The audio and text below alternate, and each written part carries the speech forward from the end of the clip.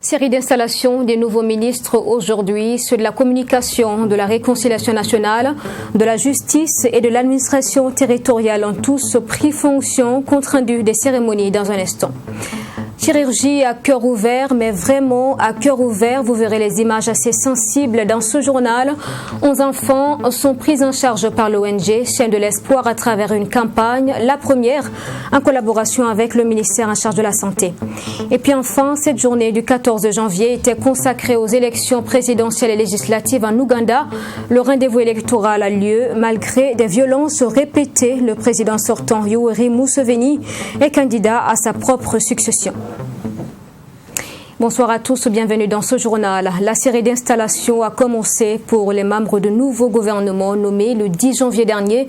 L'ancien chef de file de l'opposition politique, Zéphirin Diabré, désormais ministre d'État auprès de la présidence du Faso, chargé de la réconciliation nationale et de la cohésion sociale, a pris fonction aujourd'hui donc. Gardons à cœur sa mission. Zéphirin Diabré s'est engagé à travailler aux côtés du président pour concrétiser son engagement à faire en sorte que la réconciliation nationale soit une réalité. On en parle avec Abdoulaye Migné.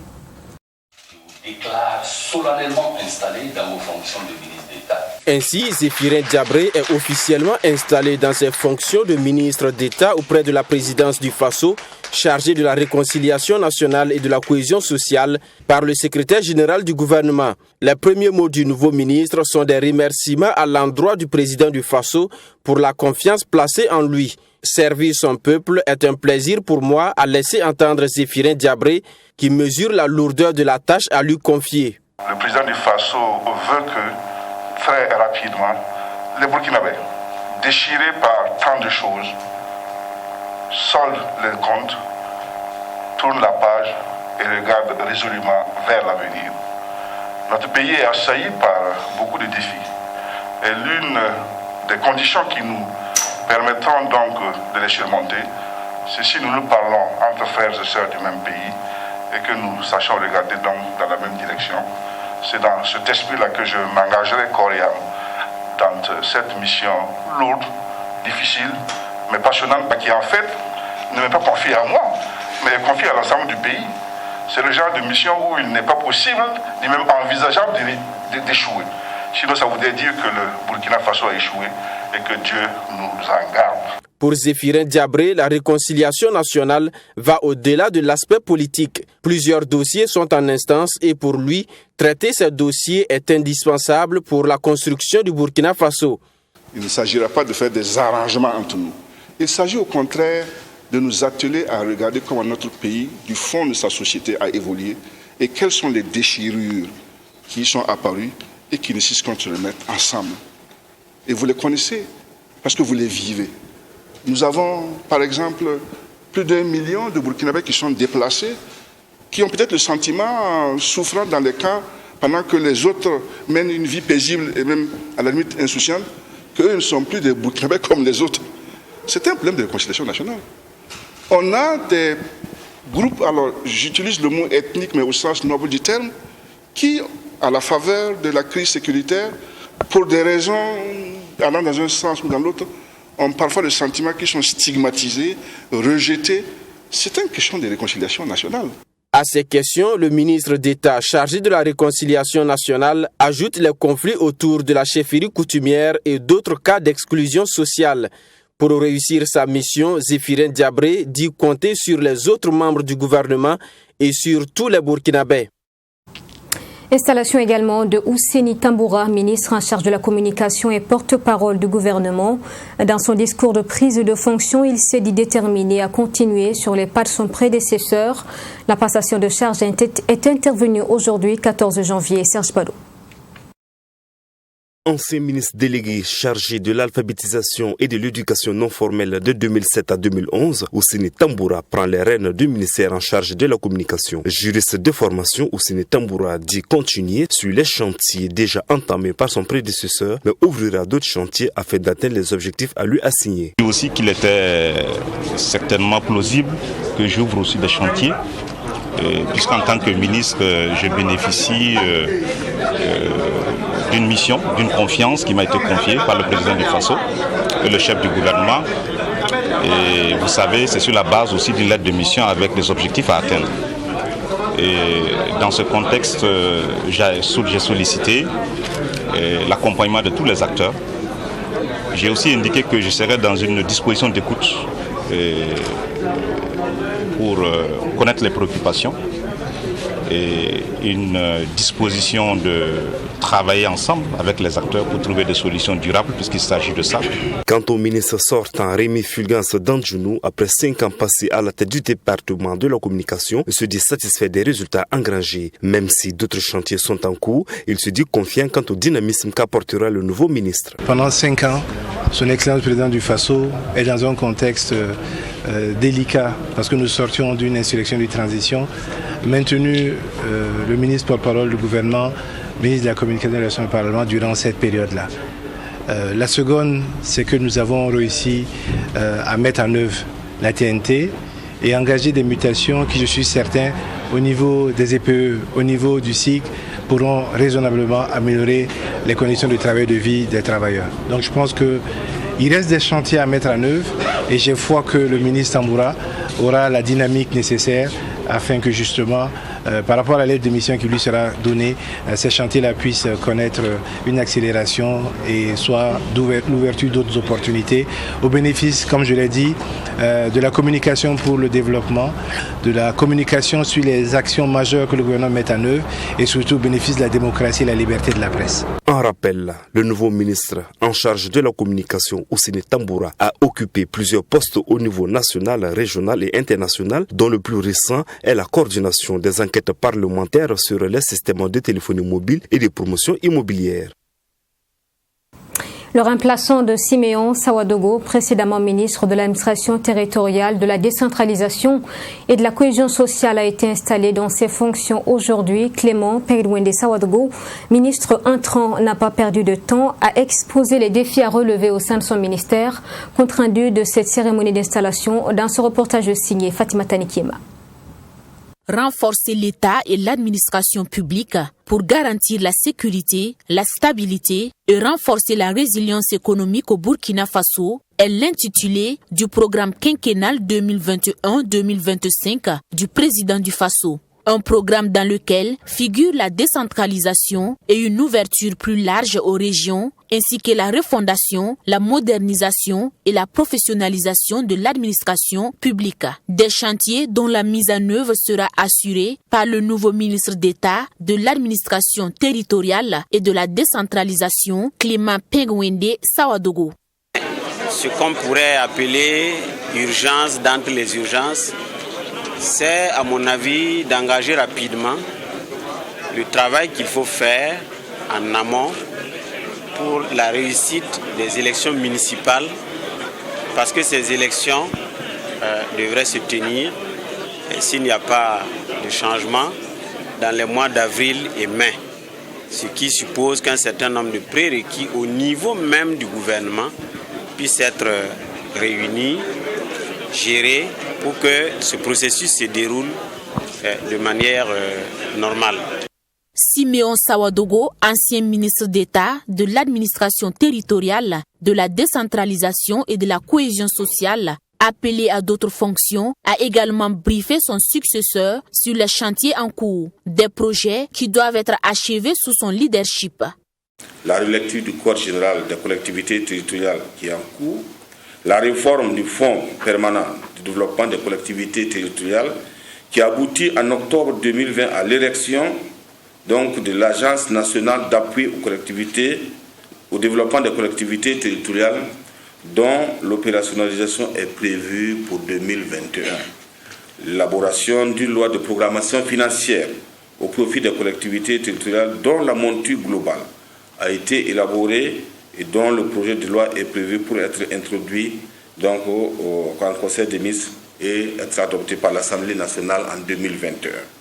L'élaboration d'un avant-projet de loi sur le statut de l'élu local qui a été examiné par le Côte d'Ivoire et est en instance de transmission en Conseil des ministres.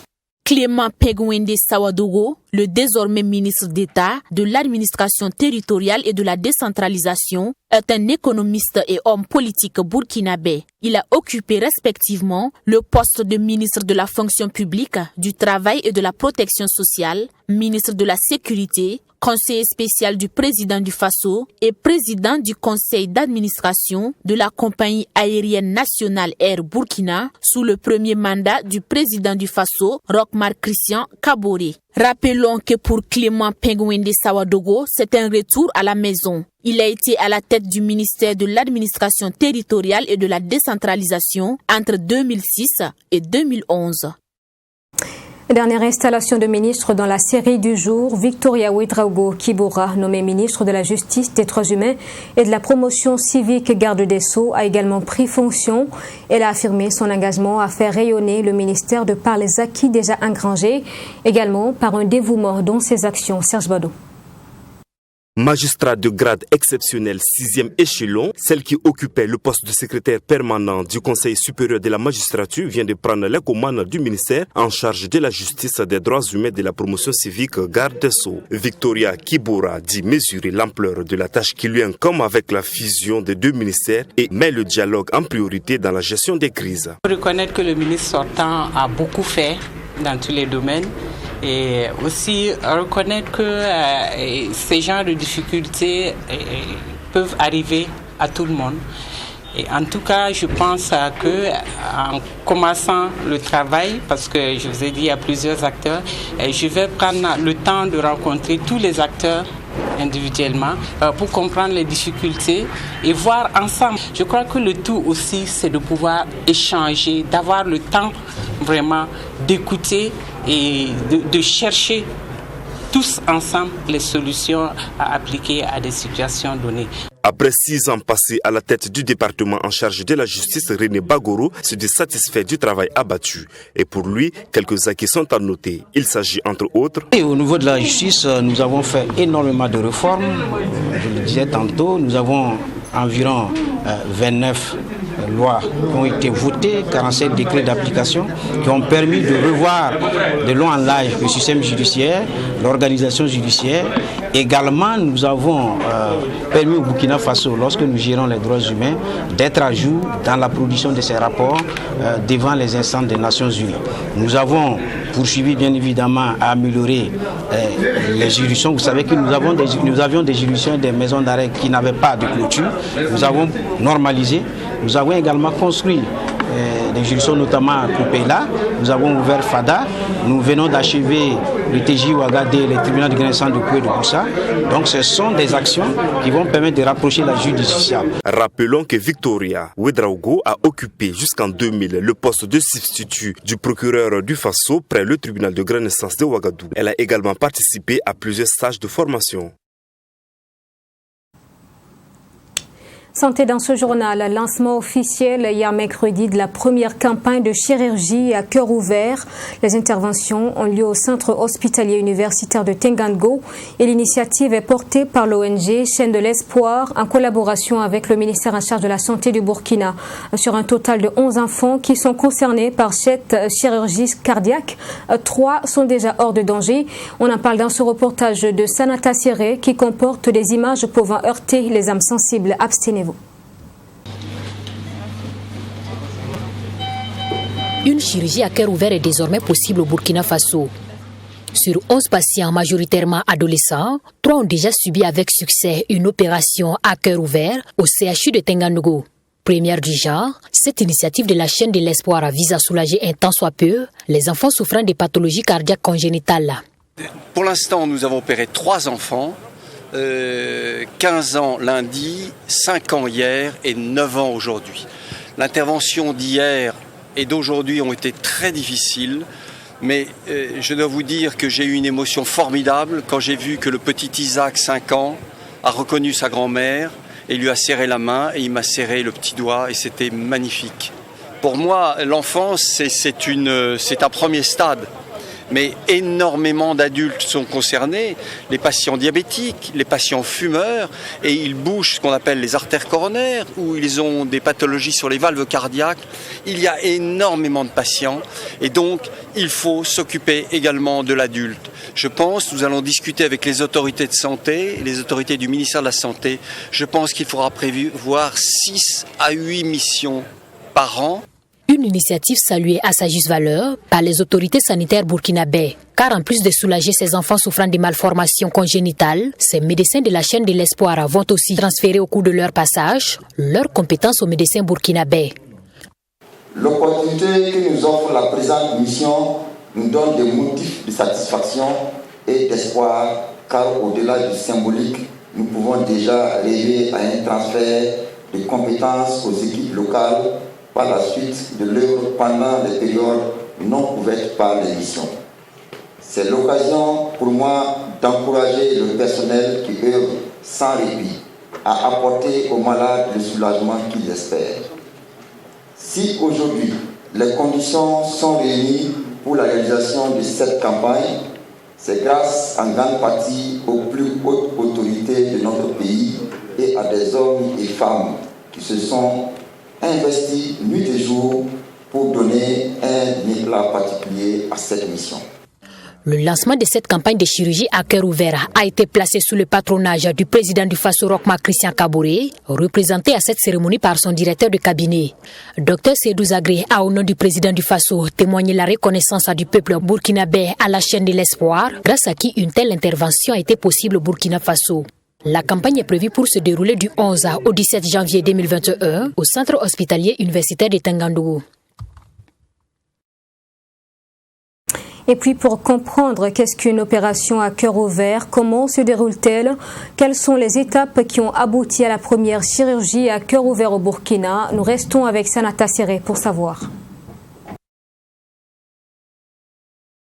L'opération à cœur ouvert est l'une des interventions les plus lourdes et les plus risquées sur le plan chirurgical, selon les spécialistes du domaine. Elle nécessite d'abord une évacuation du sang contenu dans le cœur, tout en stoppant la circulation sanguine et en bouchant les 2 veines. Selon le président de la chaîne de l'espoir, le professeur Eric Cheisson, c'est une intervention qui nécessite plusieurs compétences réunies. La chirurgie à cœur ouvert, c'est une aventure.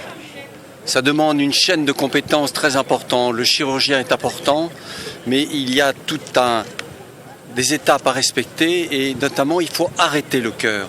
Et pour arrêter le cœur, il faut mettre en route une pompe qui, pendant que le chirurgien travaille, permet à l'enfant de vivre.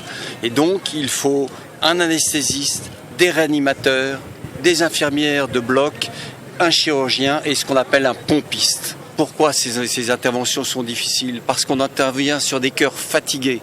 Normalement, ces enfants devraient être opérés dans la première année. Souvent, ils sont découverts en anténatal grâce à l'échographie qui est faite sur la femme enceinte. Et souvent, nous opérons des enfants tardivement, même 9 ans, 15 ans, c'est très tard. Et le cœur, comme il pousse comme il y a des fuites, et le cœur pousse très fort et il se fatigue. Et donc, c'est des interventions qui sont un tout petit peu plus difficiles. Jusque-là, cette intervention n'était pas possible au Burkina Faso. Les patients étaient évacués à l'extérieur du pays pour bénéficier d'une prise en charge. Mais grâce à cette initiative de la chaîne de l'espoir, les malades cardiovasculaires n'auront plus à parcourir des milliers de kilomètres pour bénéficier de ces interventions. Et ce grâce au cardiologue burkinabé Évariste Dabiré, qui s'est fortement investi afin que cela soit une réalité dans son pays. Alors cette initiative est venue depuis 1998 où j'étais en ce moment à l'Office de santé des travailleurs et je voyais pendant les échographies beaucoup de cardiopathie congénitale. Alors donc les gens perdaient leurs enfants et je me suis renseigné, j'ai cru comprendre qu'il y avait donc une association à l'international qui aidait ces enfants. Donc j'ai pris contact avec eux. Et depuis donc 98, ça fait maintenant 22 ans, nous cheminons ensemble. Et puis on essaie donc de faire ce qu'on peut. Dans un premier temps, donc les 22 premières années, on a toujours envoyé des enfants de 1 à 15 ans en France. Mais depuis quelques années, nous réfléchissons à le faire au Burkina Faso. Et donc avec le professeur Alain Deloche, qui est notre maître, qui est le fondateur donc, de la chaîne de l'espoir, on a donc monté ce projet-là, de pouvoir faire quelque chose au Burkina. Ça a pris le temps que ça a pris. Mais au finish, donc, Adama Savadogo, le cardio-chirurgien que nous avons, a donc pu faire la première opération à cœur ouvert, sachant qu'il faisait déjà des cœurs fermés depuis quelques mois ici, avec une équipe burkinabé. De 1998 à nos jours, ce sont environ 130 patients qui ont été évacués à l'extérieur du pays pour des chirurgies cardiaques, nous explique le représentant de la chaîne de l'espoir au Burkina Faso. Cette ONG a été créée en 1988 et devient une association humanitaire indépendante d'utilité publique en 1994. Elle intervient donc dans 27 pays avec en sa tête le professeur Eric Cheisson. Autre actualité, la question de la gestion du fret continue de faire débat. Le regroupement des mouvements du Burkina RMBF était face à la presse ce matin. Il pointe du doigt le comptoir burkinabé des chargeurs CBC et invite le gouvernement à prendre ses responsabilités pour assainir les différents ports autonomes. Mamet Renakamabou, reportage. Plus de 300 camions seraient bloqués depuis quelques jours à la frontière entre le Burkina Faso et le Togo suite à la fermeture du Conseil burkinabé de chargeurs à Lomé par des chauffeurs et des démarcheurs selon le groupement des mouvements du Burkina Faso RMBF. Une situation due à la mauvaise gestion du fret par le Conseil burkinabé de chargeurs, au dire de Sidiki Dermé, porte-parole du RMBF. Nous allons dire simplement, nous l'avons organisé pour interpeller l'État à prendre ses responsabilités, interpeller le CBC qui a été créé, pas pour faire quelque chose, mais pour gérer carrément le fret, de prendre en fait ses responsabilités. Parce que si le CBC jouait effectivement son rôle, ces camions ne devaient pas être bloqués là. C'est qu'il y a quelque part qui ne joue pas son travail, qui ne joue pas son rôle. Et nous disons que nous sommes dans un état de droit. Il ne faudrait pas que les gens pensent qu'ils n'ont que des droits. L'état de droit, là, c'est un état aussi de devoir. Et tant qu'il n'y a pas d'équilibre entre les deux, c'est-à-dire on ne saura pas où on va. Donc, nous disons simplement, les camions ne peuvent pas être bloqués là-bas. Parce qu'après, les gens vous diront qu'il y a ça, puisque c'est les choses que les gens font. Et, bon, permettez-moi le terme, et puis ils mangent ensemble. Au détriment, en fait, même, des populations. Et pour sortir de cette crise, le RMBF recommande entre autres la création d'une chambre des transporteurs à l'image de la chambre de commerce ou de la chambre des mines. Maintenant, il y a un truc que je peux ajouter, même au CBC, parce que c'est que constitue le blocage. Quand vous allez et puis vous faites un mois, et que quelqu'un vient, il ne fait même pas 2 jours, il a le bon de chargement, il est déjà parti. Est-ce que vous serez content à la place 40 de ce dernier? Donc ces blocages-là, nous pensons que c'est orchestré par en fait même le CDC, en connivence carrément avec certains syndicats. Donc nous disons, ce que le CDC doit faire, c'est que tous les syndicats qui sont là et qui créent la merde là, on n'a qu'à en fait même de faire venir. Maintenant, c'est sous en fait, on laisse en fait des chauffeurs. Les chauffeurs, ils peuvent être 2 et faire le suivi parce que c'est les chauffeurs qui se connaissent. Le groupement des mouvements du Burkina Faso, RMBF, invite également le gouvernement à vulgariser les textes existants concernant les réformes et la sensibilisation des différents acteurs et les populations. Il interpelle l'ASE-LC à avoir un œil sur la convention et la gestion du fret. À Bobo-Dioulasso, une formation sur les droits et devoirs a pris fin aujourd'hui. Elle était organisée par la commune au profit de ses agents. Le point de la cérémonie d'ouverture de ce cadre de renforcement de capacité dans cette correspondance signée Joseph Koudougou.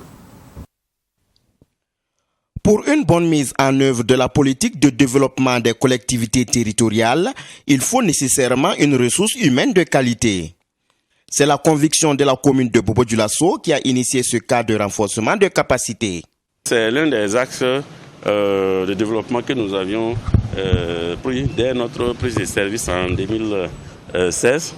Alors pour nous, toute innovation, toute transformation doit passer d'abord au niveau des ressources humaines. Et qui connaît bien Bobo-Dioulasso, il faut dire que de par le passé, on a senti qu'elle souffrait de son administration, souvent pour des raisons diverses. Alors donc il fallait réformer. La réforme a consisté d'abord à fixer les agents sur leur emploi. Et maintenant, il fallait aussi les former. Et depuis lors, nous avions fait des formations continues et nous avions aussi organisé des formations professionnelles qui ont permis à beaucoup d'agents d'aller dans les écoles professionnelles. Ces agents seront formés autour de la thématique des droits et devoirs de l'agent au sein de la commune. C'est ce que nous essayons de faire ici, faire en sorte que tous les agents aient le minimum de connaissances sur le droit de la fonction publique. Et cela se résume effectivement aux droits et devoirs des agents de collectivité.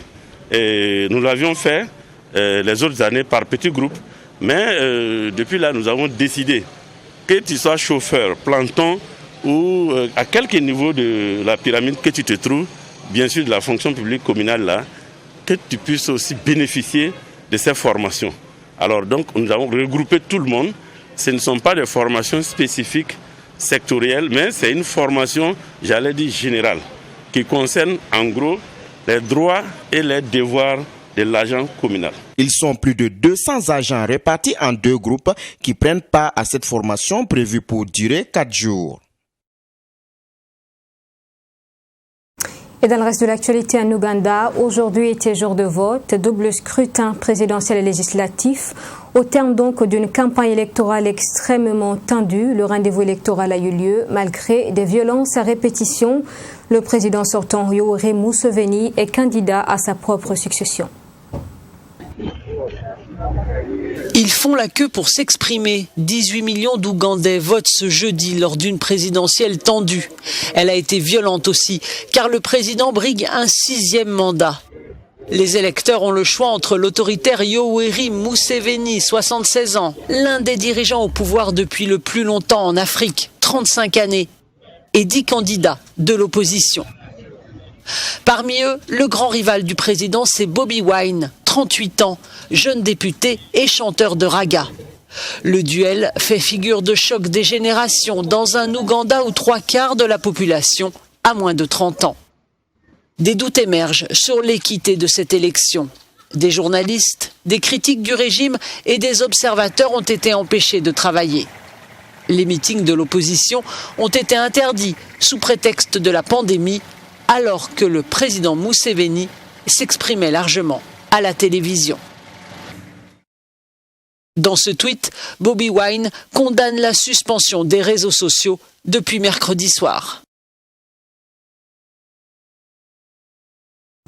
C'est la fin de ce journal. Merci d'être au rendez-vous tous les jours. Je vous donne rendez-vous également demain 20h. Bonsoir et à demain.